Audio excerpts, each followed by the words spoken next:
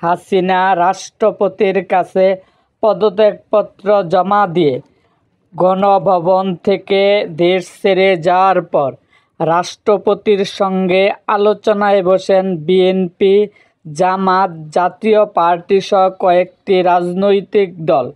সেই আলোচনায় রাজনৈতিকভাবে বেগম খালেদা জিয়াসহ গ্রেপ্তারকৃত নেতাকর্মীদের মুক্তির দাবি জানায় দলগুলো।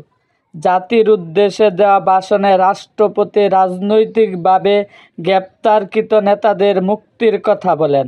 সেই প্রেক্ষিতে আজ ঢাকা মেট্রোপলিটন ম্যাজিস্ট্রেট আদালতে জামিন আবেদন করা হয়। শুনানি শেষে বিচারক 1000 নেতা কর্মীর জামিন মঞ্জুর করেন।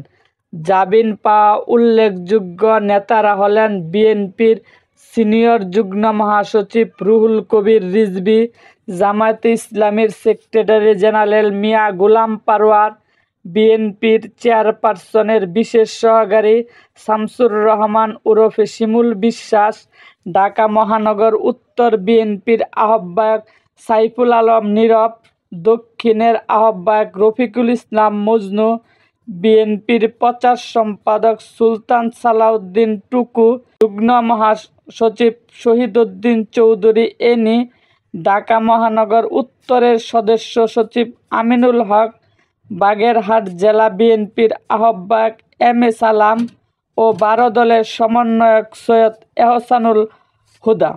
এরকম আরও ভিডিও পেতে এবং রাজনৈতিক অঙ্গনের নানা ঘটনা ও ইতিহাস জানতে আমাদের মুক্তাগাছার ইতিহাস মিডিয়া ইউটিউব চ্যানেলটিকে সাবস্ক্রাইব করুন এবং পাশে থাকা বেল আইকনটি বাজিয়ে দিন।